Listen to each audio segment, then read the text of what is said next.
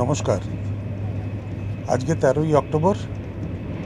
আজ আমাদের বেরোনো মাদ্রিদ থেকে বার্সেলোনার দিকে।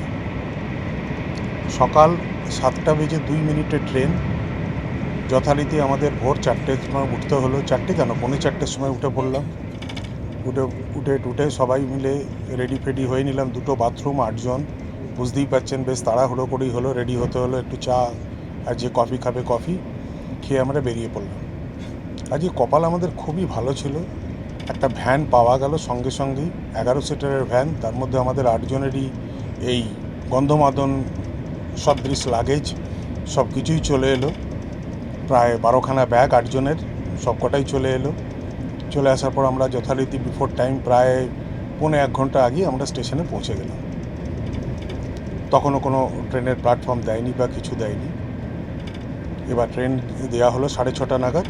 বললো, প্ল্যাটফর্ম নাম্বারে অ্যানাউন্স করলো যে বার্সেলোনা থেকে মাদ্রিদ এই ট্রেনটা যাবে। তো আমরা যথারীতি গেলাম। এইবার শুরু হলো বিভ্রাট। কোনো না কোনো বিভ্রাট না দিয়ে আমাদের দিন কিন্তু শুরু হচ্ছে না, হয় ট্যাক্সি নয় ট্রেন। ওমিও থেকে আমাদের টিকিট বুক করা হয়েছিল সমস্ত পাসপোর্ট নাম্বার দিয়ে। এখানে আবার কি, আমরা ফিজিক্যাল যে টিকিট আছে সেটা প্রিন্ট আউট নিয়ে এসেছিলাম।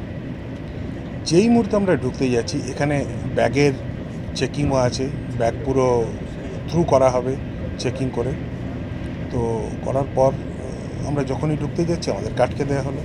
বলে, এই ফিজিক্যাল টিকিটটা হবে না, আপনাদেরকে QR কোড সমেত টিকিট দেখাতে হবে, যেটা আপনাদের মেলে এসছে। খোঁজ মেলে কোনো টিকিটই ওমিও পাঠাচ্ছে না। যতবারই মেল করা হচ্ছে ততবারই সেম টিকিট আসছে। যে ভদ্রমহিলা প্রথমে আমাদের বার করে দিয়েছিলেন, তিনি চলে যেতে আর এক নতুন ভদ্রমহিলা এলেন, এবং ইনি অত্যন্ত কোঅপারেটিভ। এবং লাস্ট তখন 10 মিনিট বাকি, উনি সমস্ত আমাদের পাসপোর্ট কালেক্ট করে সব কিছু নিয়ে ওনাদের অফিসে গেলেন। অফিসে যাওয়ার পর ওনারা সব দেখে বললেন, হ্যাঁ আমাদের কাছে তো টিকিট রয়েছে, কিন্তু আপনাদের QR কোড কেন পাঠায়নি সেটা তো আমরা বলতে পারবো না, তবে আমরা আমাদের এন্ট্রি দিচ্ছি। 7:02 ট্রেন, 7টা বাজতে তখন 5 মিনিট বাকি। আমরা দৌড়ে সমস্ত লাগেজ স্ক্যানিং করিয়ে কোনো রকমভাবে এসে দৌড়তে ট্রেনে সমস্ত লাগেজ ঢোকাতে, তখন বসতেও জায়গা পাইনি, লাগেজও রাখতে পাইনি। ট্রেনটা কিন্তু ছেড়ে দিল। এই বিভ্রাট দিয়েই আজকে আমাদের বার্সেলোনা যাত্রা শুরু হলো। আগামীকাল তো আপনারা জানেনই, আগে থেকেই বলা আছে, আগামীকাল আমরা যাব ভারতবর্ষে ফিরে। তো দেখা যাক আজকের বাকি দিনটা যেন ভালোয় কাটে, এটাই প্রার্থনা করতে পারি। এর বেশি তো আর কিছু চাইতে পারি না। কিন্তু কেন যে এইরকম হচ্ছে এসব দেশে আর কি। আর এখানে কিছু মানুষ কোঅপারেটিভ আর কিছু মানুষ ভীষণ রকমের অ্যাডামেন্ট টাইপ। তারা না ভাষা বোঝেন, না বোঝার চেষ্টা করেন, না অন্য কাউকে ডেকে যিনি বোঝেন তাকে হ্যান্ডওভার করার চেষ্টা করেন। এই প্রবলেম আমরা পেয়েছিলাম একবার চেকোস্লোভাকিয়ায়, আর এখানে পেলাম। যাই হোক, এইভাবেই তো মানিয়ে নিতে হবে। বাইরে গেলে এরকম ছোট বিপদ আসবে, ছোট ঝামেলা আসবে। এগুলোকে কাটিয়ে নিয়ে আমাদেরকে এগিয়ে যেতে হবে, নাহলে বেড়াবো কী করে, তাই না? আমরা এখন বার্সেলোনা এসে পৌঁছে গেছি। বেশ অনেকক্ষণ আগেই পৌঁছেছি। ট্রেন থেকে নেমে কিছু খাবার দাবার খেয়ে ম্যাকডোনাল্ডসে, তারপর ট্যাক্সি নিয়ে আমরা চলে এসেছি আমাদের অ্যাপার্টমেন্টে। আমরা এখন চলে এসেছি গথিক কোয়ার্টার্সে। এটা দেখবো এখন আমরা। একটু ভেতরে ঢুকতে হবে। আজকে ভোরবেলা বেরোনোর জন্য দাড়ি টাড়ি কিছু কাটা হয়নি, কিছু করারও ছিল না। ভোর 4টে বেরোতে হলে দাড়ি কাটার সময়ও হয় না। আমরা এখন এই দিক দিয়ে যাব।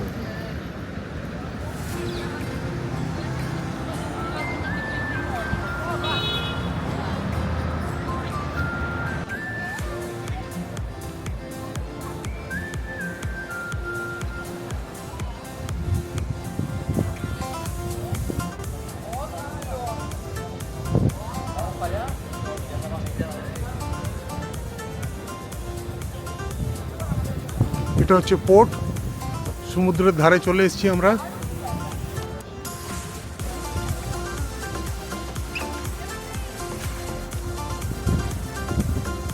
এই যে সিগাল,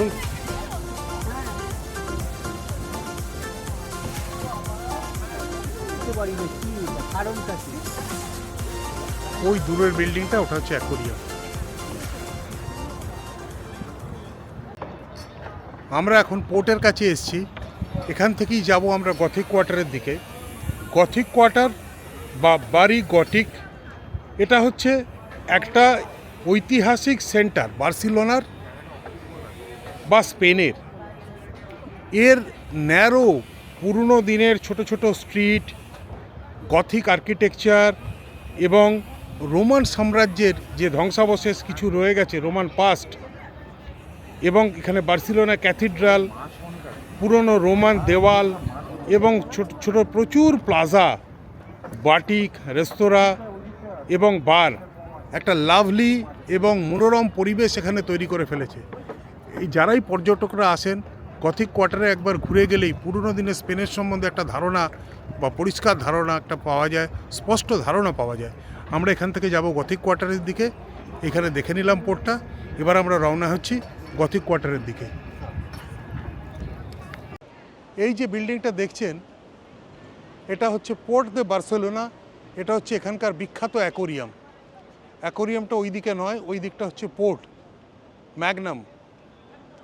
এইটা হচ্ছে অ্যাকচুয়াল অ্যাকোরিয়াম এখানকার।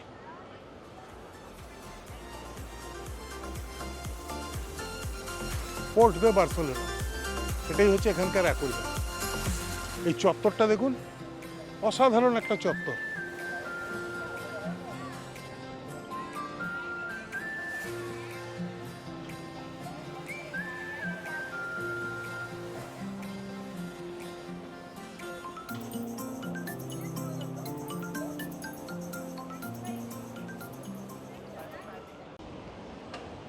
আর গাড়িতে আস্তে আস্তেও তুলছিলাম এই যে এই মনুমেন্টটা, অসাধারণ একটা মনুমেন্ট। এখানে একটাই মুশকিল, গাইড ছাড়া ঘুরতে হয়, সেই জন্য প্রপারলি সব কিছু ঠিকঠাক মতো বলতেও পারি না, কি বেশ কিছু ভুল হয়ে যায়। পরে যখন জানতে পারি ভুল, কিন্তু সঙ্গে সঙ্গে শুধরে নেবার চেষ্টা করি। এই প্লাজাগুলো দেখুন কি সুন্দর, হাঁটার জন্য কি সুন্দর ব্যবস্থা। আপনি যদি ভুল করেও রাস্তা ক্রস করে ফেলেন, সিগন্যাল নেই, তাও কিন্তু গাড়ি সব দাঁড়িয়ে যাবে, কেউ আপনাকে বকবে না এবং আপনাকে ইশারা করবে আপনি আগে বেরিয়ে যান। এই যে আবার এদের দোকানের শপিং শুরু, আবার দোকান দেখেই ঢুকতে যাচ্ছে।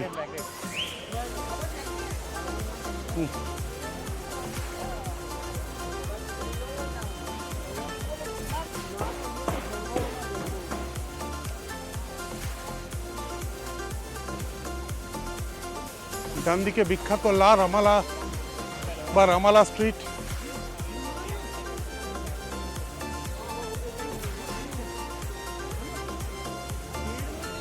রাস্তার ভাইবসটা শুধু দেখুন, দুপাশে রেস্তোরাঁ, সন্ধ্যেবেলা একদম ঝলমল করবে আলোতে।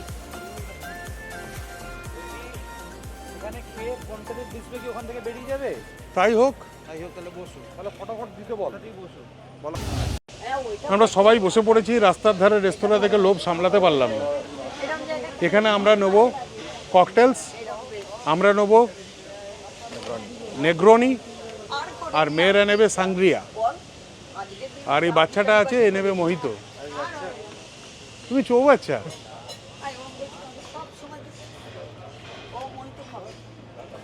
আর সঙ্গে নিচে পাটাটাস ব্রাভাস, মানে বেসিক্যালি তরকারি সাইজের আলু কাটা ভাজা। আলুগুলোকে যেরকম তরকারিতে দেওয়া হয়, যেরকমভাবে কাটা হয়, তার চেয়ে একটু বড়ো সাইজের কাটা, সেটা ফ্রাই, তার উপরে কিছু ক্রিম, কিছু স্পেশাল মশলা ছড়ানো থাকে। এটাই হচ্ছে পাটাটাস ব্রাভাস। পায়া আগের দিন খেয়েছিলাম, এখানকার বিখ্যাত পায়া, পোয়ো পায়া, মানে ইংরেজিতে লেখা থাকে POLLO, উচ্চারণ কিন্তু পোয়ো, মানে হচ্ছে চিকেন। চিকেন পায়া। পায়া স্পেলিংটা কি? PAELLA, উচ্চারণ কিন্তু পাইয়া। মোটা মোটা চাল থাকে, ছোট ছোট মোটা মোটা চাল, তাতে চিকেন দিয়ে আর মানে গুচ্ছের টমেটো, মানে টমেটোর রস বা জুস যাই হোক, টমেটো দিয়ে করা হয়, টক একদম খেতে। আমার তো ভালো লাগেনি, বাকিরা এখানকার লোকেরা পাগল এটা খাওয়ার জন্য। এই যে আমাদের খাবার দিয়ে গেল, ওইটা হচ্ছে একটু সামনে প্লেটটা নিয়ে পটাটোস ব্রাভাসটা দেখাই। এই হচ্ছে পটাটোস ব্রাভাস, আর এইটা হচ্ছে নেগ্রোনি, আমাদের ড্রিঙ্কস নেগ্রোনি, আর এটা হচ্ছে সাংগ্রিয়া। এটা তিনজন নিয়েছে সাংগ্রিয়া। নেগ্রোনি একটু কড়া বলে আমরা একটু কমই নিচ্ছি।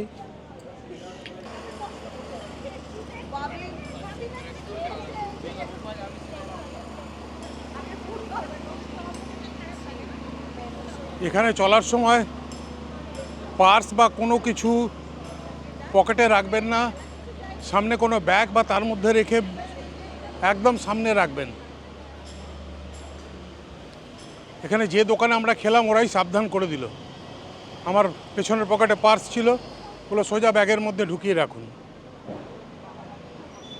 এটাও ছিল একটা পাকিস্তানি রেস্তোরাঁ, কিন্তু এদের ব্যবহারও অসম্ভব রকমের ভালো। চলো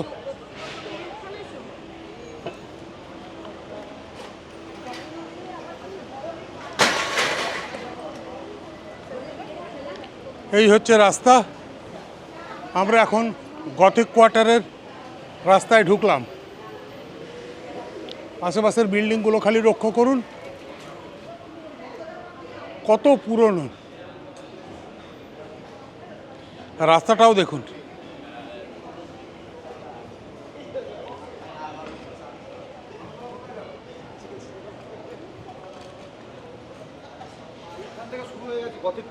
হ্যাঁ হ্যাঁ, পুরো রাস্তাটাই তো গথিক কোয়ার্টার। এটা বিল্ডিংগুলো খালি দেখো, বিল্ডিংগুলো লক্ষ্য করো, সব পুরনো আমলের।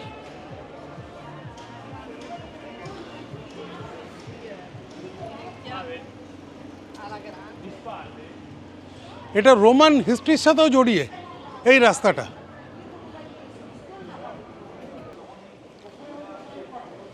স্পেনের ন্যাশনাল ডের জন্যে এখানেও রাস্তায় সব আলো লাগানো।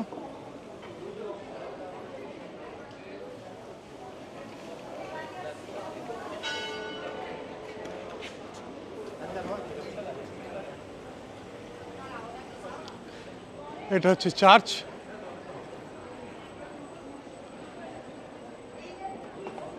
পুরোনো আমলের কোনো চার্চ।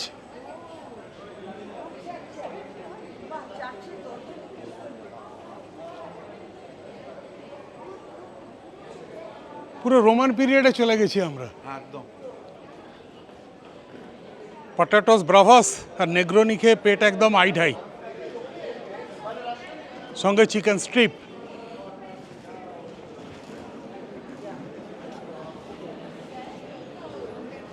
এই হচ্ছে মোটামুটি গথিক কোয়ার্টারের রাস্তা। হ্যাঁ, রাস্তার ধারে একটা হাস্কিকে বেঁধে রেখে, না বাঁধেনি, খোলাই রেখে দিয়েছে। খুব সুন্দর, বিউটিফুল।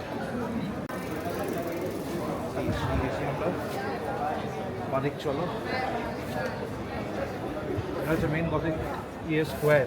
হ্যাঁ, গথিক কোয়ার্টার, এটা মেন গথিক স্কোয়ার।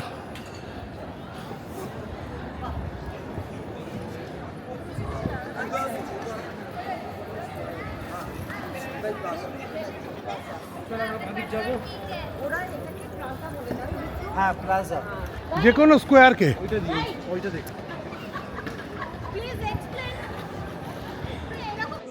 এই সেই সামনে দেখা যাচ্ছে বিখ্যাত পন্টে দেল বিসবে ব্রিজ। এখানে প্রচুর সিনেমার শুটিং হয়েছে, প্রচুর। তার মধ্যে জিন্দেগি না মিলেগি দোবারার মতো সিনেমাও রয়েছে। পন্টে দেল বিসবে, এই যে সামনে দেখতেই পাচ্ছেন, এই সেই বিখ্যাত ব্রিজ।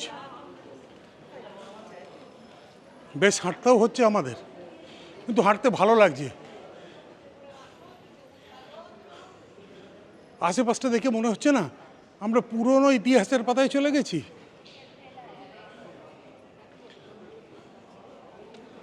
বিল্ডিংয়ের সাইজ, বিল্ডিংয়ের দেওয়াল, সব কিছু দেখতে থাকুন। অবশ্যই আসবেন এখানে, অবশ্যই। আমরা এখন চলে এসেছি পার্ক গেলে।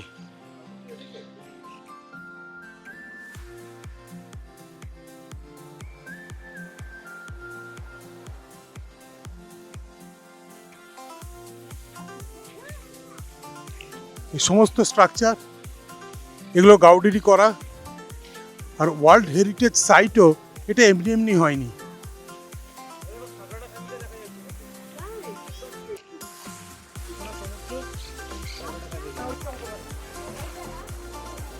এই হচ্ছে ওপরে একটা বসার জায়গা, নিচে এই বিল্ডিংটা দেখুন, এই স্ট্রাকচারের ওপরে একটা ওপেন প্লেস। এটা আমরা পরে যাচ্ছি একটু।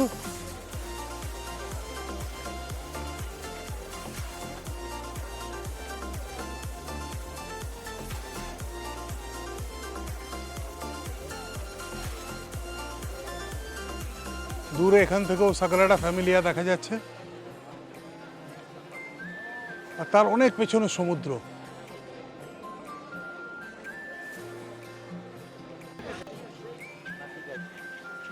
UNESCO world heritage site Park Guell, কেউ গুয়েলও বলে, পার্ক গুয়েল, GUELL।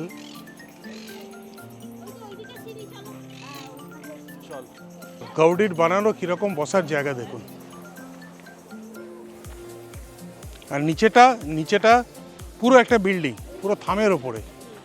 এটা দেখাবো, নিচে যাই, নিচেটাও দেখাবো।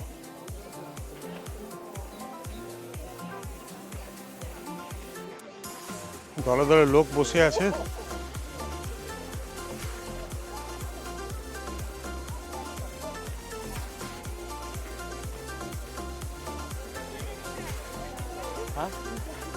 এই সব গাউদের বানানো।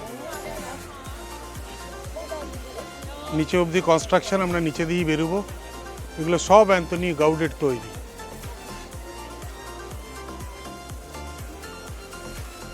এখান থেকে ওই সাগ্রাডা ফ্যামিলিয়া দেখা যাচ্ছে।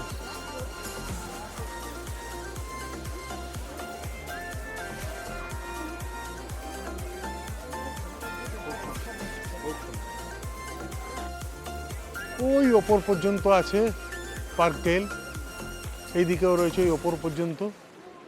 কিন্তু এই বয়সে আমাদের অতটা হাঁটা সম্ভব নয় ভাই। এখন আমরা নিচের দিকে যাব, নিচের দিকে দেখে নিচের দিক থেকেই বেরোবো আমরা। এবার আমরা নিচের দিকে নামছি। এই যে ওপরটা দেখছেন, নিচে এইভাবেই পিলার দিয়ে দিয়ে তৈরি করা, আর উপরে পুরো ছাতের উপরে মাটি দেওয়া আছে।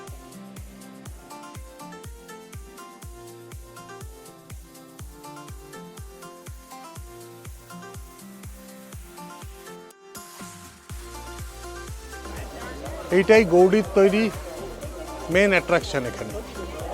এছাড়াও প্রচুর কনস্ট্রাকশন আছে এখানে, কিন্তু এটার উপর আপনাদের দেখিয়েছি যে লোকজন বসেছিল, এটা তার নিচের কনস্ট্রাকশন। কি ম্যাসিভ কনস্ট্রাকশন দেখুন।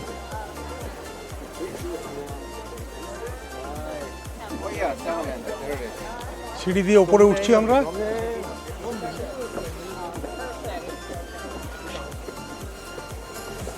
They need you as well, please. এই হচ্ছে সেই কনস্ট্রাকশন।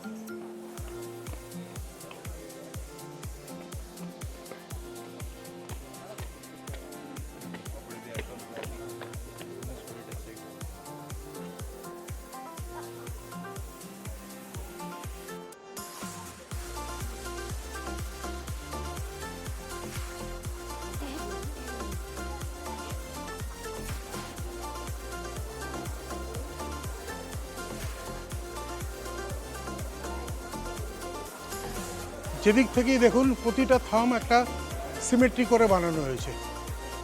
এই দেখুন, এদিকে যেরকম সোজা, এদিকে দেখুন, এদিকে ওই রকমই সোজা। আবার যদি যে কোনো জায়গা থেকে, আপনি যে কোনো জায়গা থেকে ধরুন, এটা দেখুন, এটাও কিন্তু সোজা, অথচ মাথার দিকটা হেলানো প্রতিটা।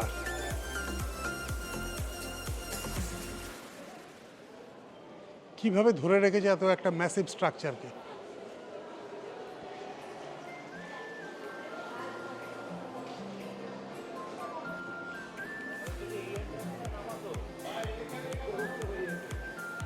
এখানে আর একটা কনস্ট্রাকশন গাউডিট।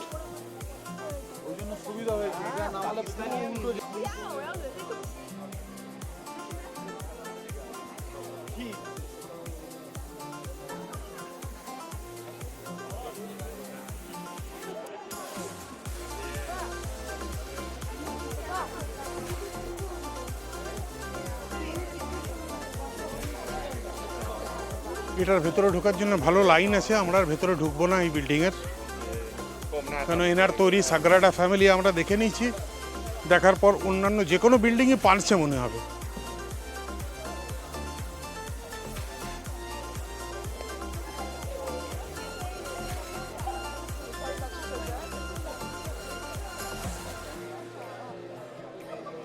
এই পাশেও আর একটা বিল্ডিং,